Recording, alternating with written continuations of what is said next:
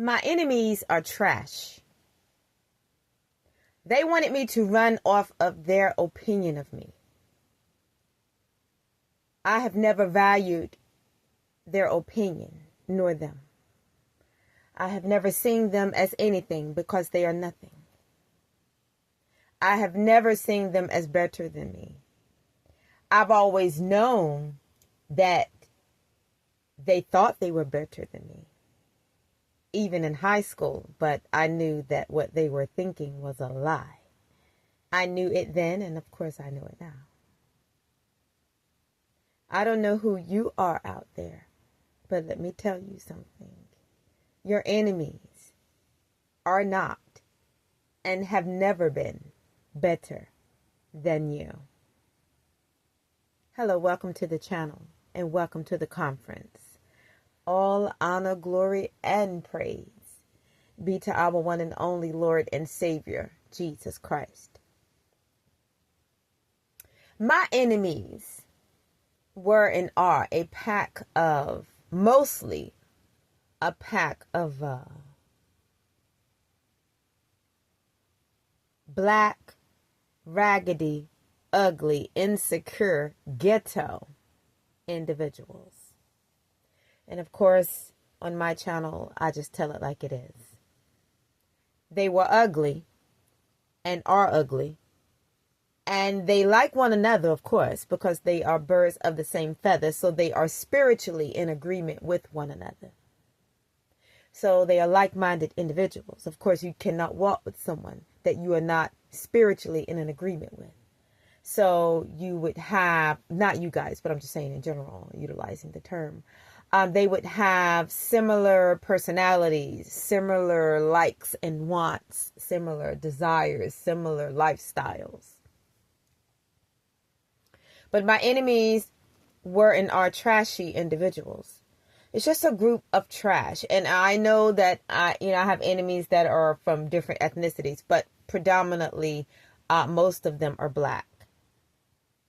And they are from the area that I came up in mostly. I'm not saying all of them, of course not. But initially, most of my enemies originated from the area that I came up in. And of course, some of them I knew of and some of them I didn't know of. I don't like to talk about them too much because I don't believe in giving something that is irrelevant to my life any type of attention, even if it's just utilizing them as a reference as it pertains to holding my conferences. I don't allow people to ride off of who I am. And trust and believe, you guys, if you allow them, they will try to ride off of your coattails. Don't let them. Whoever you are out there, don't let them. As a matter of fact, don't waste your life and don't spend the quality of your life talking about people. I'm not telling you what to do. It's just a word of encouragement and advice. But if I were you guys, I wouldn't spend the quality of my life talking about people that mean nothing to my life. Talking about my enemies, it's just something that I just don't do unless I am utilizing them for some sort of teaching in my conferences. I don't talk about them. I don't care about their lives. I don't care about them. Just, as long as they stay away from me. Now, of course, being a believer, you're going to have a godly love for all of humanity, but that love comes from God.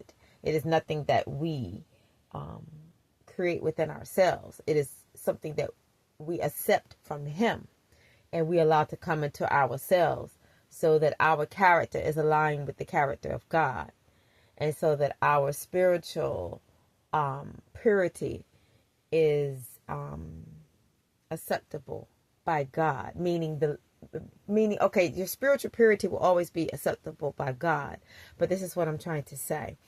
It is so that your spirit is acceptable to God by way of the purity that He has transformed it and instilled within you to be someone that is acceptable and worthy of entrance into His kingdom. Okay, so I'll break it down in that fashion. Um, I feel like there's a fine line there in how we deal with our enemies. I don't deal with mine at all. I just disregard them. Of course, of course, there are certain enemies that I still have to interact with for business purposes. But unless it pertains to something with the business, I don't. They're just not allowed anywhere around my life, nor in my life. And of course, living in a world that is formatted in opposition to us all, you are going to have to adopt skills to know how to maneuver your way around your enemies. That's just life on this earth. But you were not sent here for that um, type of a setup to conquer you. You were sent here to conquer the setup. And the setup was established, of course, by Adam's introduction. Adam introducing sin into the world. But you overcome it by way of our Lord and Savior, Jesus Christ. You have to look at the way that Christ dealt with his enemies. And he had a lot of them, just as many of us do. And they were always in his face. And, you know, the scribes and the Pharisees, they were always there to ridicule and criticize. And, of course, they ostracized Father, and they despised him. They hated him because he was the truth. And he was the light. He is the light of truth. But he didn't allow that to stop him. You understand? He didn't allow them to speak for him or anything. Jesus knew that he was the King of Kings and the Lord of Lords, and he still is, and ever shall he be. So you can learn by his example and not allowing your enemies. Don't permit them to tell you who you are. They may try to tell other people who they feel you are, but that's projecting. That's projection, because they don't want you to be who you are. You understand? And I just feel that the way that you obtain and maintain peace in your lives is by not focusing on your enemies at all. Enemies are at enmity with you, and that's something that is against you.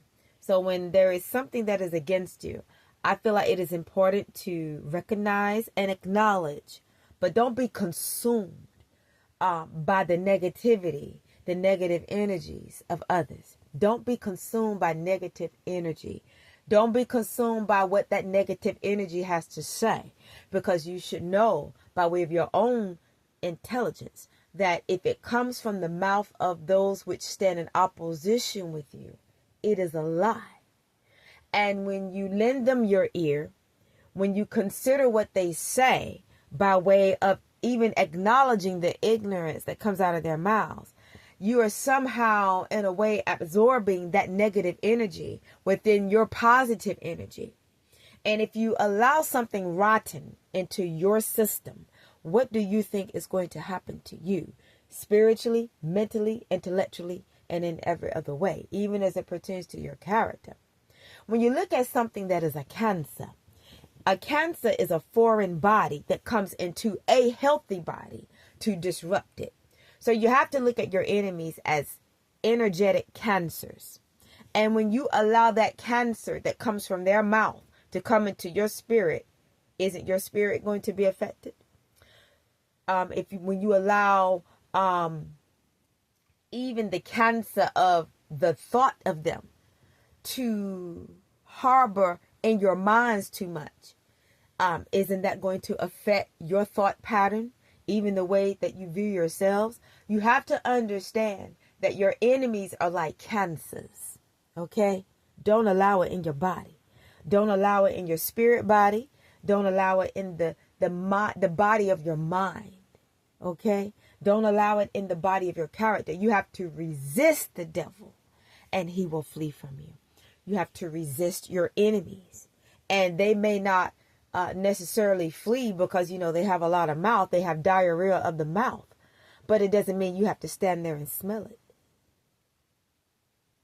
One thing that you have to understand about an enemy is that they're tormented souls. They're tormented souls. I'm not going to say step in their shoes, but I will say look at who they are for a moment, just for a brief moment, without being consumed. Don't ever become consumed in who they are, because who they are is the opposite of you. But I'm just saying, when it is somebody that all they speak is negativity day and night, don't you know that's hell for that person? They are vomiting what is inside themselves onto other people, or at least trying to. They are trying to vomit into other people's lives. They are puking because they are putrefied, and they want you to accept their vomit. Don't hold no bucket for it. And the way that you don't hold a bucket for it is when you keep it moving in your own lives. When you know who you are for your own selves. When you know your own beauty, your own handsomeness, your own talent, your own skills, your own abilities, your own gifts, your own status that your enemies don't hold, nor can they take. They didn't make you, nor can they break unless you lend them your ear, unless you decide to listen to them over God, unless you decide to listen to them over yourselves. Don't ever value somebody else's opinion over your own. Who am I talking to out there? But see, that frame of mind for a lot of people, you have to be trained in that way if you were not born that way. Okay? Some people were born conquerors. Some people were born to resist that junk. Some people were born, made, shaped, and fashioned to resist that filth called an enemy. But other people are more like sponges. They absorb it. They hear it and they absorb it. They consider it and they ponder it. Don't. Press it up out of you. Get it up out of you by any means necessary, as long as it does not dishonor God and as long as it does not dishonor you. Don't put your enemies before you, so don't put their opinions of you before you. Your enemies will always have a certain perception of you. Oh, I thought, you know what? I wouldn't care what they thought. Oh, I thought, who cares what they think? What they think is in their minds. That's their mind. That's their brain. That's their ignorance. That's their thought pattern, their perception, their interpretation of your situation or who you are. That's them over there, way over there. That's them. Keep your thoughts, I would say, to an enemy. Keep your thoughts. Keep your opinions. I don't care. Their thoughts and their opinions have nothing to do with me. Just like for you all, your enemy's thoughts and your enemy's opinions have nothing to do with you. What do what people think of you or thought of you have to do with you? Does it define you? No.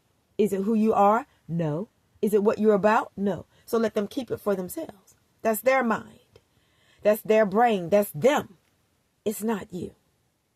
And when they try to take their thoughts out of their ignorant minds and try to make you identify with what they think, that's projection. They are projecting what they think onto you and want you to accept it. Don't reject it. I believe I'm talking to somebody out there right now. I think somebody out there is about to be delivered because you've been accepting too much filth from the tongues of your enemies. If you post pictures on the internet and you get an insult, why are you accepting that? Why? Because even if it is what somebody else thought, it doesn't make it the truth. It doesn't make it your truth, and it does not make it the truth. And to be honest, what you think they thought and what they say they thought, they probably didn't even think. It's just the fact that they saw something or someone that looked better than them, and they resented that. And resentment can make people say things that are not the truth. Don't accept a lie as the truth. Accept your own truths and resist the lies of your enemies. An enemy will always be ate up with jealousy and envy and resentment. So this in turn is why they say negative things about you. And they want you to accept those negative things because they are your enemy. If they were a friend, they wouldn't say those things. But because they are an enemy that is at enmity with you and me, they want you to accept what they say about you and reject what you know about you. Don't ever accept what an enemy says about you. Don't ever protect what an enemy says about you. What do I mean by protect? Is when they send negative energy or negative words your way and you absorb it and keep it, you're protecting it. You're protecting what they say within your own existence. Don't release that junk. As a matter of fact, if you have accepted it, release it. And if you have not accepted it, continue to repel it. Repel your enemies. Reject your enemies. Don't accept your enemies. Don't accept anything that they say to you. Father wants you to love your enemies because you have to see the enemy behind the enemy, which is not a flesh and blood enemy, but is the enemy that is at enmity with God, that is spoken about in the book of Ephesians, chapter 6. For we wrestle not against flesh and blood, but against principalities, against powers, against the rulers of darkness, against the rulers of the darkness that is in this world, spiritual wickedness in high places. Now, I didn't quote it exactly, but you can go to the book of Ephesians, located in the Holy Bible, which is the mouth of God, and read about who you're really warring against, who even your enemy is warring against, in a way, though accepting. So I said in a way, because if they are accepting what is warring against their soul, they're not warring against it. You're only warring against it when you stand in opposition of it. So the simple fact that your enemies are in agreement with its own spiritual enemy shows that there's some sort of harmony there between the two. So they're not really warring against what is influencing them to come up against you. You are warring against your flesh enemy and your spiritual enemy. But your spiritual enemy, you're warring, that's the actual enemy that you're warring against. Your flesh enemy is something that is being used as a pawn, a piece, a little piece, what do you call it? A little, like on a game board, just, like the game of chess, just being used as a piece on the board, being moved about. But see, this is why you must play chess and not checkers. Don't move too fast, don't move too quickly. And don't be too quick to accept what an enemy says about you. Matter of fact, you're not supposed to accept what an enemy says about you at all. It's a lie. Why are you accepting a lie? Well, because there's a part of you that is in a fallen state. That's your flesh. Your flesh stands at enmity with you. That's why it accepts the things that your enemies say, if you are that type of person, to be receptive of negativity. And if you are not the type of person to be receptive of negativity, then your flesh is still working against you.